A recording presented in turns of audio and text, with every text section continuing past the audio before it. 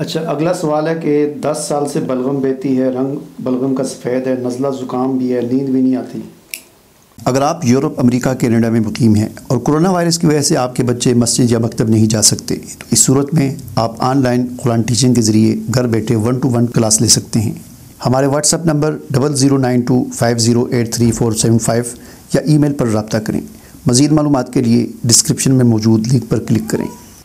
भाईजान देखें, शाह साहब कहते हैं कि नींद भी नहीं आती, बलगमी मिजाज, सफ़ेद बलगम, सारा यानी पेशाब भी सफ़ेद, सारी सफ़ेदी यानी वो असाबी बंदा बलगमी मरीज़। तो बलगमी मरीज़ के लिए लौंग, दारचीनी, जरवतरी बराबर वज़न ले लें, 10-10, 20-20 ग्राम। लौंग, दारचीनी, जरवतरी या जवतरी एक ही लफ्ज़ है। बरीक करके 500 मिली वाले कैप्सूल भर के सुबह दोपहर शाम खाएँ। खट्टी चीज़ें बढ़ा दें। देखो, सारे अकाबरीन का फ़ैसला है, बड़े बुज़ुर्गों का सदियों से पहले से फ़ैसला है कि बलगमी मिजाज को सुदा से काटा जाएगा, यानी तुरस चीज़ों से। अचार खाए, कड़ी पकौड़े खाए, खट्टी चीज़ें बढ़ाए, आहिस्ता आहिस्ता उसका वो बंदा ठीक होता जाएगा इंशाल्लाह। क्यों नहीं ठीक होगा। इसमें आला दर्जे की जी मकवी मैदा साबर रहमतुल्लाह ने ऐसे मरीज़ों को दिया। मकवी मैदा क्या है? 125 ग्राम दारचीनी, 125 ग्राम तेज़पत्ता और जरवतरी 60 ग्राम। इसको बरीक करके छोटा चमच आधा चाय वाला सुबह दोपहर शाम दिया जाए और ख़ुराक नंबर 2, 3 और 4 इस्तेमाल की जाए। खुराकी पर्चे की वजाहत हकीम मोहम्मद इकबाल, ये अपना हमारा ले लें वहाँ से, अल हुदा गाइडेंस से। अच्छा, अगला सवाल है कि चेहरे पर ब्राउन तिल वगैरह जो होते हैं, इनका इलाज बताएं। अगर आपने चैनल सब्सक्राइब नहीं किया तो वीडियो का बकिया हिस्सा देखने से पहले चैनल सब्सक्राइब कर लें और बेल का आइकन दबाकर नोटिफिकेशन भी ऑन कर लें। ये यानी चेहरे पर जो है ना, ये ब्राउन तिल वगैरह, ये दरअसल उजलाती इलामत है, उजलाती इलामत। इसमें हमारा जो 4 नंबर मुसल है ना जी, 4 नंबर मुसल देने से उजलाती तिल बिल्कुल ख़त्म हो जाते हैं।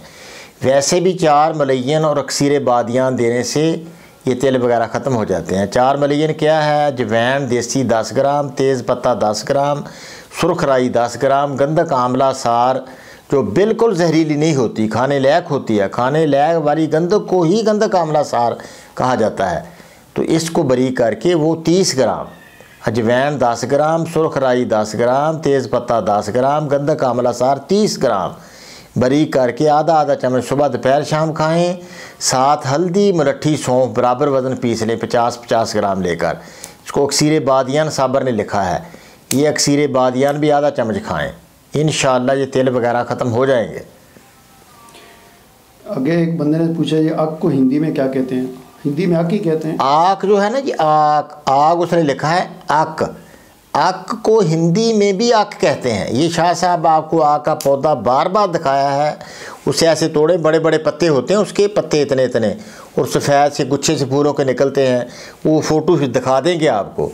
उसको ऐसे तोड़े तो उसके अंदर से दूध निकलता है, वो दूध मुराद है। 6 नंबर वो भाई जिसने कहा है, मैंने खुद पढ़ा था वो कमेंट। तो आग के कहता, आग के दूध से क्या मुराद है? आग नहीं है, आक। अक होता है, इतने इतने पत्ते होते हैं। हिंदी में भी हमने देखा है, इधर हिंदी में भी आक को आक ही कहते हैं। तो इतने इतने पत्ते होते हैं, बड़ा बड़ा, इतने 5-6 फुट कद होता है पौधे का। तो पत्ते होते हैं, उस पत्तों से ऐसे तोड़े तो दूध निकलता है, वो मुराद दूध है। उससे दूध निकाल कर 10 ग्राम दूध 150 ग्राम हल्दी में मिलाकर 5-10 मिनट उसको रगड़ें। फिर कढ़ाई में डालकर उसको इस तरह वो हिलाएँ, भून के फिर नीचे उतार कर फिर उसको रगड़ाई करें। तो 6 त्रियाक है। ये दरअसल जिगर का त्रियाक है।